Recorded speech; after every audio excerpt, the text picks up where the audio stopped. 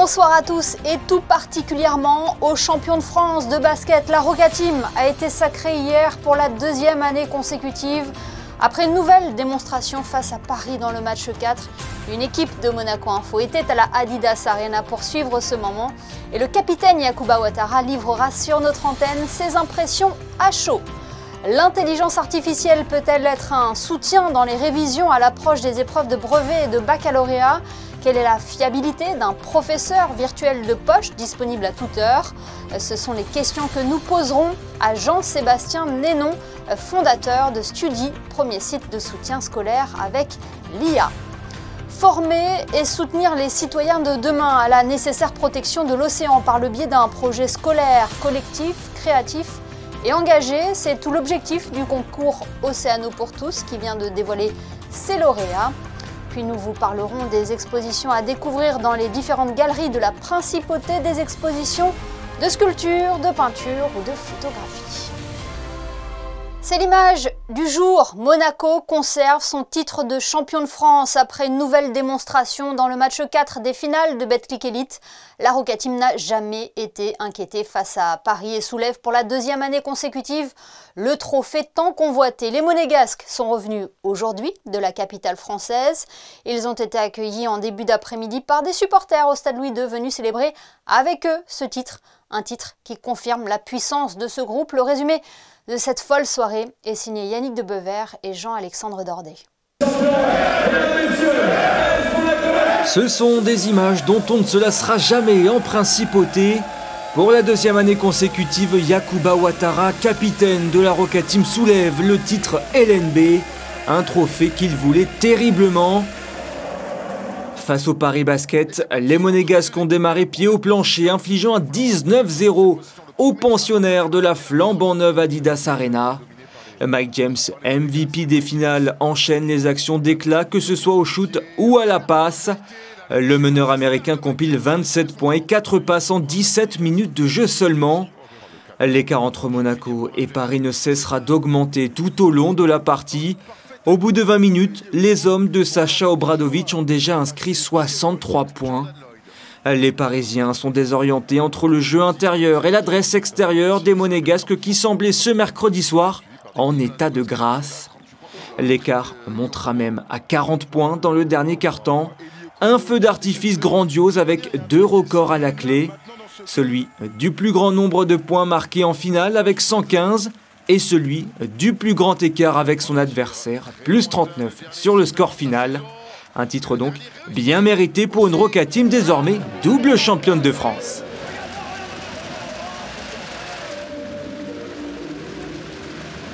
Et c'est que le début. C'est que le début, on continue. J'espère que ça va pas s'arrêter maintenant. J'ai pas de mots. Ça fait longtemps que je veux gagner ce trophée en plus. Le gagner ici avec la manière. On a eu une maîtrise incroyable sur ce match. J'ai pas de mots, je réalise pas encore. C'est quelque chose qu'on va savourer un maximum. Avec l'effectif qu'on a, on ne pouvait pas se passer de ce trophée-là. Donc on a allé le chercher, on a super bien joué sur ce match. Franchement, on a super bien géré tout le long. Donc super, franchement top. And I'm proud for all those guys, for the president, for the entire organization. And I think the most important, we have shown consistency. Après Jordan Lloyd l'année dernière, c'est Mike James qui a reçu son titre de MVP des finales des mains de Laurent Ciara. You know, I feel good that we got this done. It's obviously what we needed to do. It's good to end on a high note and get ready for what comes in the summer. Et c'était aussi une fin douloureuse pour la saison exceptionnelle du Paris Basketball, vainqueur de la Leaders Cup et de l'Eurocup. C'est vrai qu'en tant que compétiteur, forcément, on voulait finir en beauté. Mais on est tombé sur une équipe de Monaco, notamment sur les 2 derniers matchs, qui étaient tout simplement injouables. Hein. Quand ils sont comme ça, ils peuvent gagner l'Euroleague carrément. Donc ils sont venus avec la ferme intention de gagner et d'imposer leur supériorité. C'est ce qu'ils ont réussi à faire, et encore plus ce soir où on perd largement, on est dominé dans tous les secteurs du jeu. On ne boxe pas dans la même catégorie, j'ai envie de dire. Pour le moment en tout cas. Avec Monaco, Lyon-Villeurbanne et maintenant l'ambitieux Paris, le basket français a de beaux jours devant lui. Pour terminer cette soirée historique, les Monégasques n'ont évidemment pas oublié les supporters qui ont fait le déplacement jusqu'à l'Adidas Arena avant de poursuivre les célébrations jusqu'au bout de la nuit. Et juste avant ces célébrations, nous avons pu recueillir les impressions à chaud du capitaine de la Roca Team, Yacouba Ouattara. C'est un entretien réalisé à l'Adidas Arena à l'issue de la rencontre avec le soutien de Yannick Debever. Bonsoir Yacouba. Bonsoir Émilie. Double champion de France, sacré une fois de plus à Paris. Qu'est-ce que vous ressentez ce soir en tant que capitaine de la Roca Team? Écoute, back to back, je peux que me sentir bien. C'est le deuxième titre d'affilée. On s'est battu. Sincèrement, on est arrivé avec la bonne mentalité. On voulait vraiment pas de 5e match. On a tout donné et voilà, on fait un des matchs les plus accomplis cette saison, donc c'est cool. Et il y a eu cet échec en quart de finale d'Euroleague. Beaucoup ont douté de votre capacité à vous remobiliser pour aller chercher ce titre. Et pourtant, c'est bel et bien ce que vous avez fait. On l'a fait parce que c'était nécessaire. On ne pouvait pas terminer la saison sans avoir au moins ce titre de champion de France. On a loupé pas mal d'objectifs cette saison. Mais on avait quand même la chance de jouer encore pour un titre. Et on voulait pas passer à côté encore une fois. Cela a été une belle finale face à une équipe de Paris qui amène un vent nouveau sur le basket français, mais les patrons restent monégasques. Ça a été une finale, je dirais, intense face à une belle équipe de Paris qui font sincèrement une superbe saison. C'est une équipe à laquelle il ne faut pas prendre à la légère. C'est une fois qu'on les laisse prendre confiance, derrière c'est très compliqué. On l'a bien vu lors du match 2 où ils nous ont secoué un peu. Et derrière, on a su répondre et on a su montrer notre vrai visage. Qu'est-ce qui a fait la différence? Quels ont été les ingrédients de cette victoire? Notre état d'esprit. C'était on rentre sur le terrain, on donne tout, on est prêt à mourir sur le terrain et c'est ce qui a tout changé. À titre personnel, Yacouba, vous avez été intraitable face au meneur parisien, TJ Shorts. C'était la clé pour enrayer la meilleure attaque du championnat? J'étais en mission. On lui a réservé le tarif MVP. Il fallait justement quelqu'un qui se sacrifie pour l'équipe pour arrêter TJ Shorts. C'était pas mince à faire parce que c'est un sacré joueur. Mais il a fallu être agressif, faire des fautes des fois, même si c'était à la limite de l'antisportif. Mais yeah. Pour un joueur comme TJ Shorts, c'est ce qu'il fallait faire. Saying, no, TJ Shorts, Monaco, man, back to back, man. We talking that stuff tonight. Yeah. Et voilà. Maintenant, c'est place à la célébration.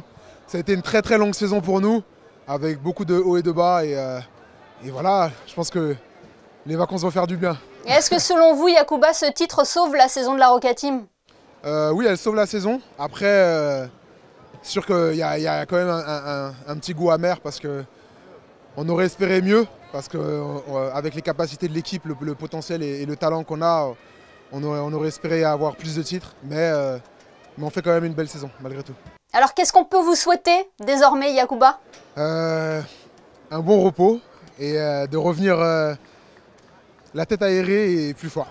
Eh bien, merci de nous avoir fait l'amitié d'être avec nous ce soir sur Monaco Info. Bon repos et encore félicitations. Merci. Et merci à tout le monde pour le soutien. Ça fait vraiment plaisir. Merci. Et d'ailleurs, les supporters de la Roca Team auront la possibilité de célébrer le titre avec les joueurs demain dès 18h30 au Stade Louis II. Nous ne manquerons pas de vous faire vivre ce moment. D'autres sportifs ont été honorés hier par la mairie de Monaco, qui a remis des médailles de distinction aux sportifs amateurs les plus méritants. Une cérémonie en 2 temps, durant laquelle auront été récompensés ceux qui se sont illustrés dans leurs disciplines respectives au cours de la saison 2023-2024. Que ce soit en handball, en athlétisme ou en gymnastique, ils ont représenté fièrement les couleurs de la principauté, alors que 2024 marque le centenaire de la création de l'association sportive de Monaco. En tout, 815 athlètes ont été distingués, représentant 38 associations sportives. L'intelligence artificielle révolutionne de nombreux secteurs. À l'approche des premières épreuves du brevet et du baccalauréat, nous nous sommes intéressés ce soir à la place de l'IA dans l'enseignement. Quel rôle peut-elle jouer dans les révisions des élèves? est-ce un outil fiable? Pour le savoir, nous avons contacté Jean-Sébastien Nénon, fondateur de Studi, premier site de soutien scolaire avec l'intelligence artificielle. Bonsoir. Bonsoir. Les interrogations ont été nombreuses au sujet de la place de l'intelligence artificielle dans l'enseignement. Elle peut, selon vous, être un véritable soutien pour les collégiens et les lycéens dans la préparation du brevet ou du bac? Oui, c'est ce que nous croyons chez Studi, puisque nous avons remarqué que depuis à peu près 20 ans, il existe des sites de soutien scolaire, on va dire statiques, avec des pages et des vidéos, mais qu'on ne peut pas interroger. Et maintenant, l'IA change complètement le paradigme, puisqu'on peut interagir, on peut poser des questions, on peut demander des simplifications, des explications qui n'étaient pas possibles auparavant, et ce qui permet effectivement d'élever son niveau. Voilà, c'est ce que j'allais vous demander. Qu'est-ce que l'IA peut apporter en plus concrètement? Ben, par exemple, si vous posez une question sur une équation mathématique ou un fait historique et que vous ne l'avez pas compris nécessairement en cours à l'école, les interactions avec l'IA vous permettent de demander plus d'explications, de parfois les détailler, de les résumer. On peut, par exemple, en physique, demander des analogies, des métaphores pour mieux comprendre des problèmes complexes, ce qui est impossible avec des sites, on va dire, traditionnels et que seuls, jusqu'à maintenant, les professeurs pouvaient donner. Et maintenant, donc, l'IA permet cette interaction, cette personnalisation, finalement, des besoins de chaque élève. Et on peut réviser l'écrit comme l'oral? Alors, on peut réviser effectivement l'écrit. L'oral, ça arrivera dans quelques semaines. Puisque ChatGPT 4o avait démontré qu'on pouvait interagir progressivement et de manière, on va dire, spontanée, même d'ailleurs en interrompant l'IA. Donc l'oral, pour l'instant, n'est pas à l'ordre du jour, ça sera dans quelques semaines. Et pour l'instant, ce sont des interactions exclusivement par écrit. Finalement, c'est un professeur virtuel disponible à toute heure. Alors, c'est complètement ça. On a vraiment conçu Studi, donc qui est le premier site de soutien scolaire qui est basé sur l'IA, comme un tuteur personnel et qui permet d'avoir des interactions finalement qu'on ne pourrait d'ailleurs même pas avoir à l'école. Beaucoup d'élèves n'osent pas poser des questions à des professeurs, notamment les élèves décrocheurs. Et ça permet effectivement d'avoir un professeur quand vous voulez, le soir, le week-end, à tout moment finalement. Donc c'est un complément utile, en plus évidemment des cours dispensés par les professeurs. Cela reste un outil fiable, est-ce qu'il a ses limites?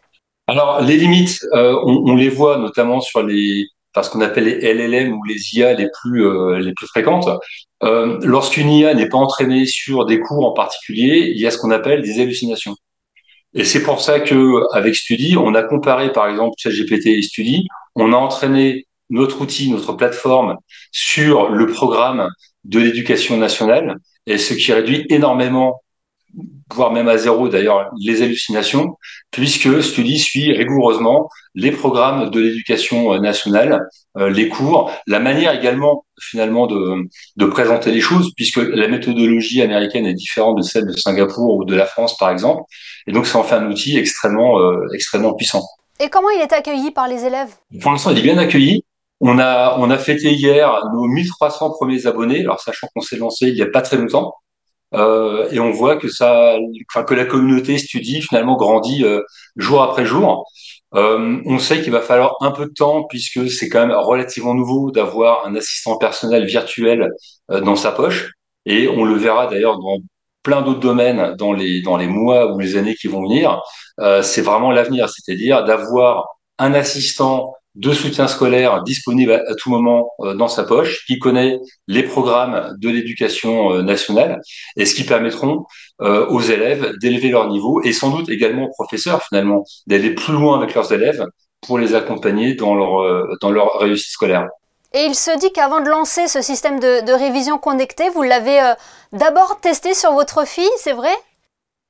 Oui, alors en fait, effectivement, l'idée est venue de là, il y a un an exactement. Ma fille passait son brevet des collèges. Elle était un peu perdue entre ses livres, ses cours. Elle avait également à l'époque un site de soutien scolaire, on va dire, traditionnel. Et je m'étais amusé à bricoler, si vous voulez, un chatbot entraîné spécifiquement sur ses cours. Ma fille a trouvé ça très utile. Et de là où est venu finalement le déclic d'aller beaucoup plus loin, donc de réunir une équipe d'informaticiens spécialisés en IA, en data et en tech, pour finalement construire le premier prof virtuel français dans toutes les matières, de la 6e à la terminale. On le précise, Jean-Sébastien Nénon, mais vous êtes fils d'enseignant. Hein. Absolument. Mes deux parents étaient enseignants. Ma mère était enseignante en biologie et mon père était professeur à l'université. Donc c'est un sujet qui me passionne et je souhaite participer. On souhaite participer avec Studi à l'élévation générale du niveau scolaire des enfants, qui, on le sait, avec des mesures PISA par exemple, diminuent d'année en année. Eh bien, merci beaucoup Jean-Sébastien Nénon d'avoir été notre invité ce soir pour explorer avec nous ce soutien scolaire basé sur l'intelligence artificielle. Merci beaucoup. Merci à vous. Au revoir. Coup de projecteur à présent sur le concours pédagogique Océano pour tous, mis en place il y a 10 ans par l'Institut océanographique. Il accompagne tout au long de l'année des élèves ainsi que leurs professeurs dans la découverte du monde marin. Les grands gagnants de la 10e édition ont été récompensés mercredi en présence de la marraine de l'événement, Estelle Lefébure. Le reportage de Fabien Bonilla et Thomas Deus. Éveiller la conscience écologique des jeunes générations autour d'un projet collectif, créatif et engagé, voici l'objectif du concours Océano pour tous. À l'occasion de son 10e anniversaire, ce concours pédagogique a renforcé son ouverture au territoire de l'océan Indien, tout en continuant de s'adresser aux élèves de France métropolitaine, de Monaco et des territoires d'outre-mer, soit plus de 1000 élèves. Le jury, présidé par Estelle Lefébure, a désigné 9 classes gagnantes parmi les 43 classes participantes. Il y a une thématique, c'est la préservation de l'océan, forcément. Après, chacun a vraiment trouvé son sujet. Ça peut aller en effet de la pollution sonore aux aires marines éducatives, à la pollution plastique, au recyclage, journée sans voiture. Donc vraiment, voilà, chacun trouve son sujet et puis on l'accompagne jusqu'au bout par justement les scientifiques de l'Institut océanographique de Monaco. 2 classes étaient présentes pour cette remise des prix dans la catégorie intitulée France et Monaco à moins de 1100 km du musée.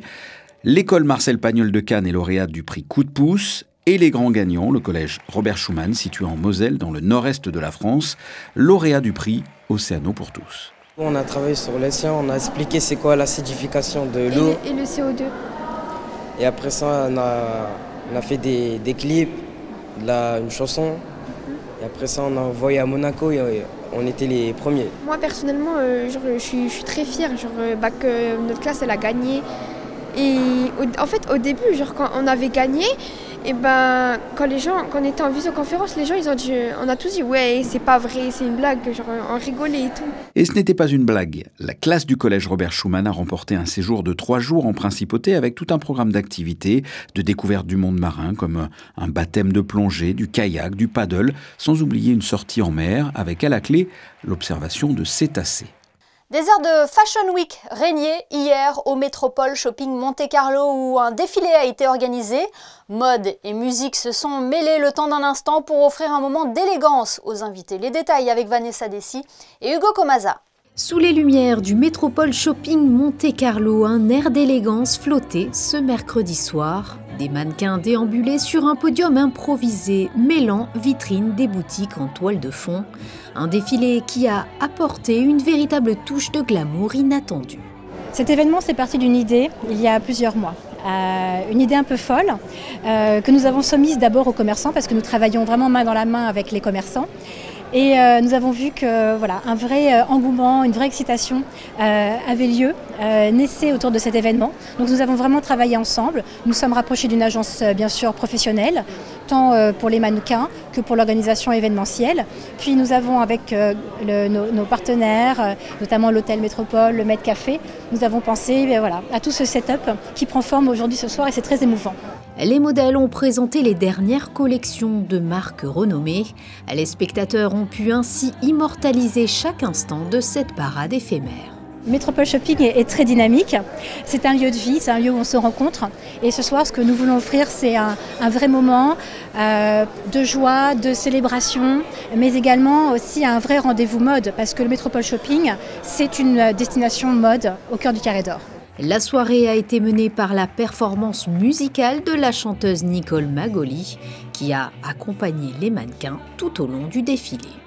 Le saviez-vous, le Royaume-Uni a pour tradition de célébrer 2 fois dans l'année l'anniversaire de son souverain, une tradition qui remonte à 1748 et dont ne déroge pas le roi Charles III, né un 14 novembre. Cette célébration porte le nom de Trooping the Colour. Elle a été honorée ici même, en principauté, lors d'un événement organisé par la British Association of Monaco. Le consul honoraire du Royaume-Uni et de l'Irlande du Nord, Eric Blair, vous en dit plus, il est au micro de Fabien Bonilla. Nous célébrons l'anniversaire de notre roi, qui est la date d'anniversaire officielle chaque année. Nous faisons une réception pour célébrer cet événement. Et c'est évident que tout Britannique est très fier d'avoir un roi, précédemment une reine bien entendu. Donc c'est une soirée importante pour la communauté britannique qui est assez nombreuse à Monaco, puisque après les Français et les Italiens, c'est la 3e communauté étrangère à Monaco. Donc ce soir c'est un cocktail où nous allons recevoir quelques personnalités de la principauté de Monaco. Suivi, il y aura un speech qui sera effectué par notre présidente de la British Association, Madame Bernhardt, qui va donc exprimer ses vœux de la part de la communauté britannique au roi pour lui souhaiter un bon anniversaire. Et ensuite, ce sera une petite soirée avec de la musique d'ambiance pour fêter cet événement qui, à nos yeux, est également très important. Régulièrement sur notre antenne, nous vous proposons de découvrir les expositions proposées en principauté. Ce soir, Théo Schumer est allé visiter celle présentée à la galerie Espace 22 intitulée Art in Motion. Le concept est plutôt original, il s'agit de casques de sécurité transformés en œuvres d'art. Regardez.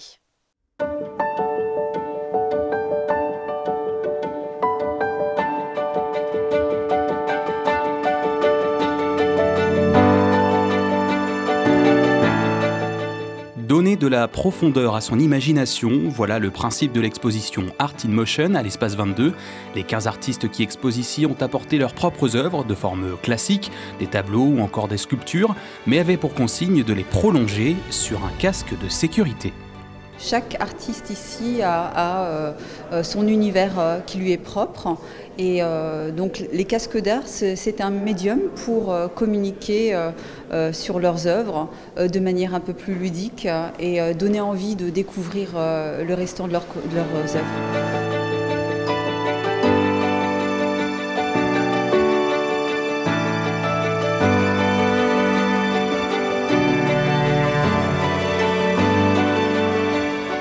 Yapa, par exemple, est mordu de musique et plutôt que de composer les siennes, il a choisi de les faire vivre à travers ses 4 tableaux et son casque. Je suis allé partout dans le monde pour voir les opéras, le ballet classique, etc. Donc, musique, ça m'inspire depuis des années. Ça, c'est primordial pour moi. Composition, j'ai fait bouger maximum avec les couleurs et des formes. Elisabeth, quant à elle, a donné à son casque une allure haute couture. Le casque en vitrine, c'est un hommage à la princesse Grace qui a vraiment été extraordinaire pour Monaco et pour le monde entier parce qu'avec tellement de charisme et tellement belle. Et le fond du casque, c'est l'écusson de Monaco avec les losanges, mais avec les couleurs transformées en plus féminin, avec couleurs saumon, pêche. Pour découvrir ces œuvres plus surprenantes les unes que les autres, vous avez jusqu'au mercredi 10 juillet à l'Espace 22 de 10h à 20h. Toujours dans le thème de l'art, une autre exposition était inaugurée hier soir au Comité national monégasque de l'AIAP sur le port Hercule. C'est l'exposition photo du Club Image de Monaco. Théo Schumer et Alexandra Marangoni ont assisté au vernissage. Il n'y a aucune règle pour faire de bonnes photographies, il y a seulement de bonnes photographies. Cette phrase du photographe américain Ansel Adams est probablement celle qui résumerait le mieux cette nouvelle exposition du Club Image de Monaco. Ici, il n'y a en effet qu'une seule règle, apporter son propre thème. Aux photographies, ce sont les travaux d'un certain nombre de membres qui ont... Je dirais que ici, la particularité un peu, c'est que nous n'avons pas de thème préconçu pour les photos que nous faisons. Chacun est libre de faire ce qu'il veut, dans les tailles qu'il veut. C'est la seule exposition qui fonctionne comme ça. Chacun amène son regard, le regard qu'il a sur ce qu'il voit, tout ça, etc. Vous avez des photos qui parlent de nature, vous avez des photos qui parlent d'architecture, vous avez des photos qui parlent d'humain, c'est très fréquent, tout ça. Donc je dirais qu'on ratisse très large.